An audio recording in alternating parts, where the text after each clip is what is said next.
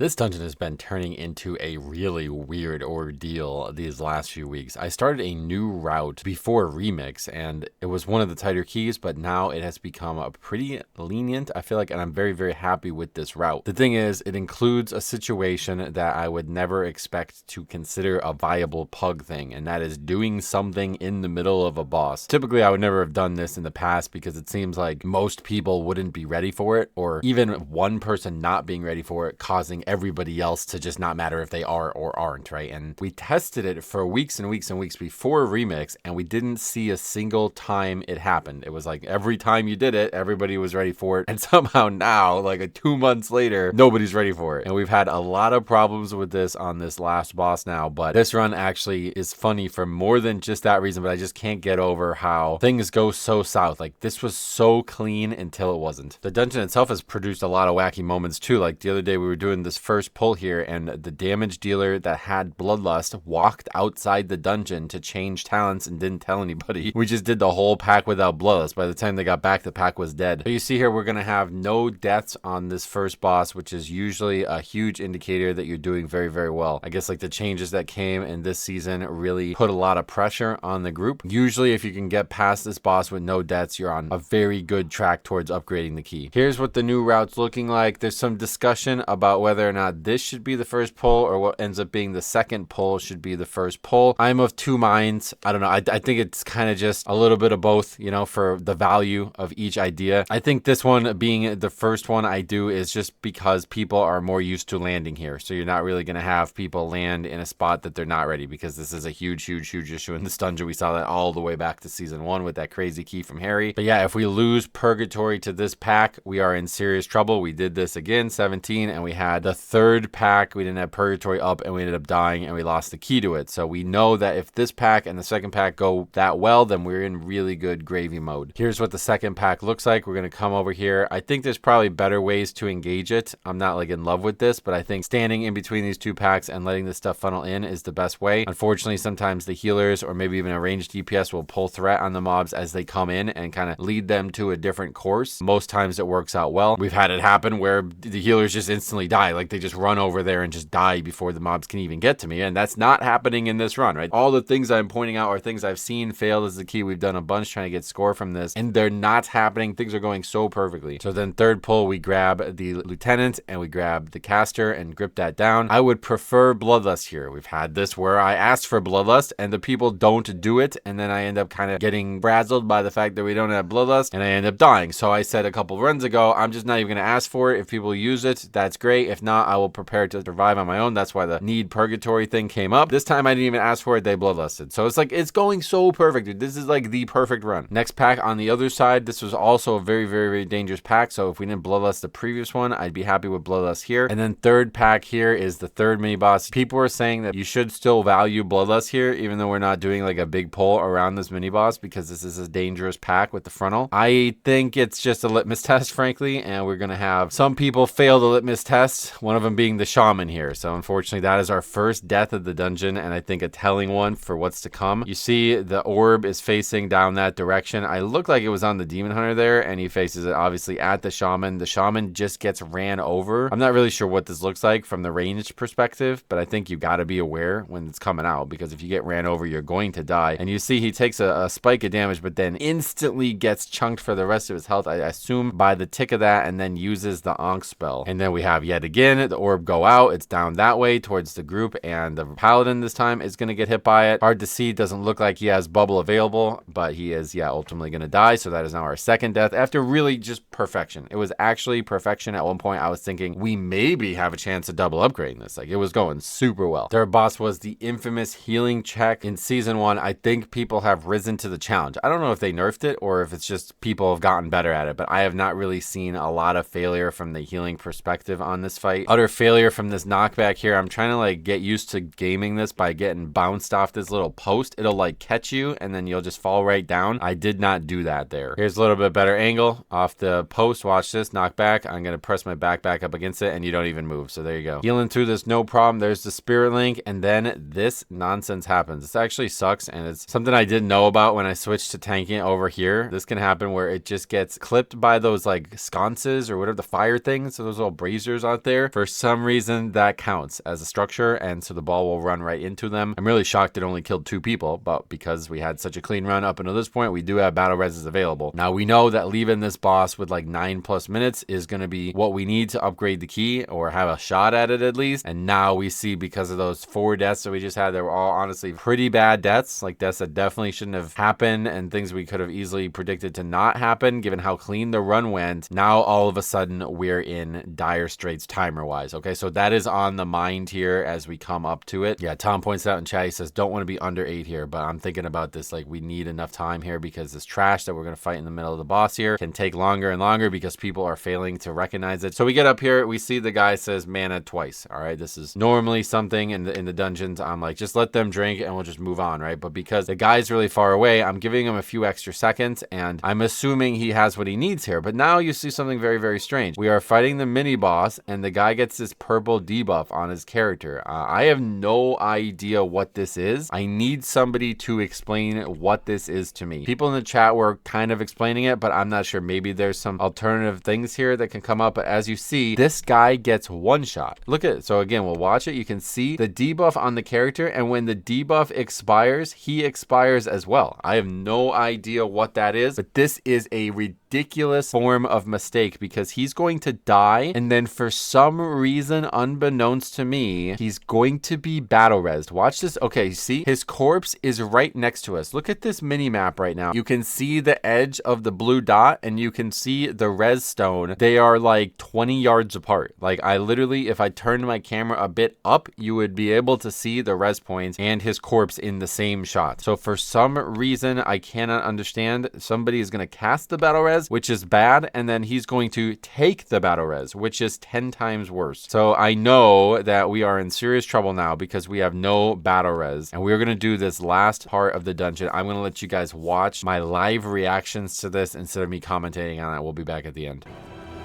I think we need to go. If the Order of Night steals the Dawnbreaker, Merildar will be defended. Run away, little girl. Run away. Is he coming? Oh my fucking god, man. What is going on in this game? What the fuck just happened? No, who's battle rezzing him? Oh my god, he battle rezzed him!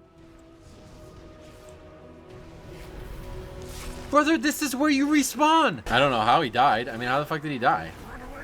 What does not finding the boat do? I have no idea how he died. He flew to where the last boss spawned? 100%. You think? He got the debuff for flying out of the zone. Wait, what?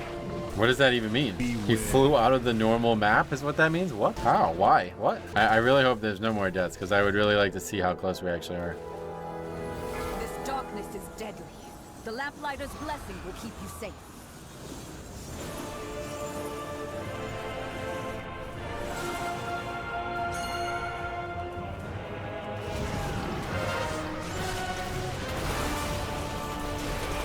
There's another death. Okay, now tell me that guy just did the same thing. Oh wait, did he just reset the boss? Why are we not getting hit by the poison?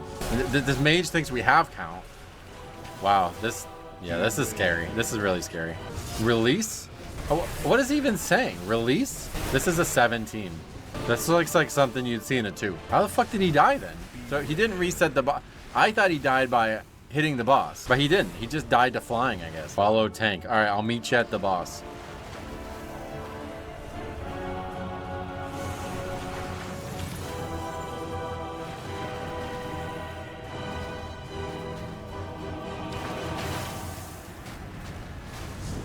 It doesn't even make sense.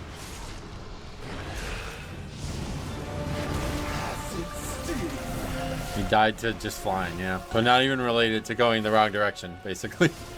He just died to flying. Good thing we didn't waste any battle resist. Yeah, I mean, it would have been over anyway. That trash just took way too long, but that's really an insane key right there. It was so perfect for 90% of it. Rip defeat from the jaws of victory. And it started with that third boss. I don't know if it hit a sconce or whatever, those like braziers. I'm not sure why that happens so frequently, but I've seen that a lot where it goes down a hallway that should be clean, but it hits something and we wipe to it. People quit so much, it's no wonder they sucked at the end here. That's what I've been saying for years. The amount of times people quit before the last boss when there's still a shot only makes everybody worse. People think like, oh, I don't need practice, bro. It's like, what are you talking about, dude? Name me a professional athlete that doesn't practice. Adject said Allen Iverson. Great counterpoint. It says 7.5 minute boss fights. Obviously, that's with one guy dead. I think we had a shot at it with 6 minutes, frankly. I'm still trying to figure out how the mage thought you had count already. It indicates first of all, a few things. Like, one, he has no belief that I know what I'm doing. And two, that people rely on add-ons or something that can break very, very heavily. And three, it indicates that he, like, just wasn't paying attention throughout the dungeon, because obviously, like, you can just tell by what we pulled, right? We're obviously not gonna have count. We barely pulled any trash. Sucks that it ended without time. What? I said mana, drank. No, yeah. And then you guys started fight, and what? This guy's saying he died from us being in combat. I don't buy that. I didn't, but whatever. What do you think you died to then? It's not only just the battle res being used, but it's also being taken. When you take a battle res 5 feet away from the stone or whatever, the res thing, that's pretty nuts. He says, I died to my tank going ahead when I said drank, and me not knowing if he's going for percent or bow. Okay, so now he's changing his story. No, I mean, like, literally, what does it say killed you? Oh, now I'm on his global ignore list too. What the fuck is going on? Is he reading what I'm saying? It seems like he is, but yeah, I mean, we did sit there and wait for him. That's the thing. We gave him like 30 seconds, dude. That guy had plenty of time to drink and get up here. How do we not see this add-on for 10 years and twice in 3 hours? That's a great question. Why are you still responding to me? By the way, I can't see your tells. You're on my ignore list. Well, take me off. We're having a conversation. I don't... Oh my god. These people are doing 17s. These are the people doing 17s. If you think you're not good enough, bro. Well, he's not that high. I thought he was higher. But 3450. Now he's talking about, he says maybe you can do more than 3 million DPS. Well, I did 3.6. Now he's saying I should go outside and touch grass. I will. I actually am going to a bonfire tonight. I just said that. He says rather than taking out your personal problems on people you don't know for no reason. What personal problems? See, these are how like crazy these people are. I just literally asked him a question. He can't answer the fucking question. How did you die out of combat? I just want to know the answer to that. Now he's mad at me. He was looking for a Mythic Plus team. Did it say that on Radio IO? That's funny. Look at how far away he put me on ignore from this conversation ending. He puts me on ignore here and then types 1, 2, 3, 4, 5, 6, 7, 8, 9 more messages.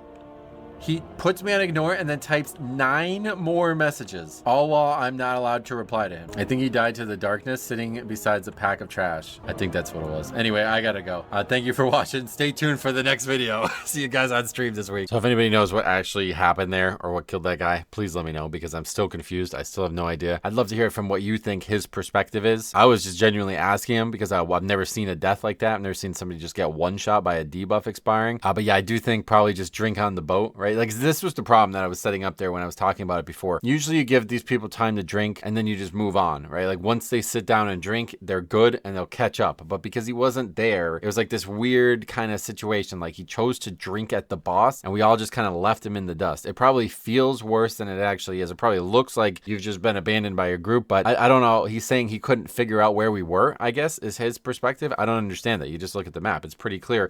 Maybe it's not. I have no idea. The strangest run, the strangest dungeon, the fact that we have somebody then not fly to the trash and then actually die to not getting to the platform in time. Like, he didn't even fail the way we expected him to fail. We've seen insane things at the end there. We've seen people go to the boss and then kick it alone and they get meleeed by the boss and it resets. It's been a wild ride in Dawnbreaker, so stay tuned, man. There might be more to come this season. But thanks for watching. This was just kind of like a hybrid, like a clip between the channel, but also a review. We got a lot more to come this weekend, so stay tuned. We will see you guys in the next one.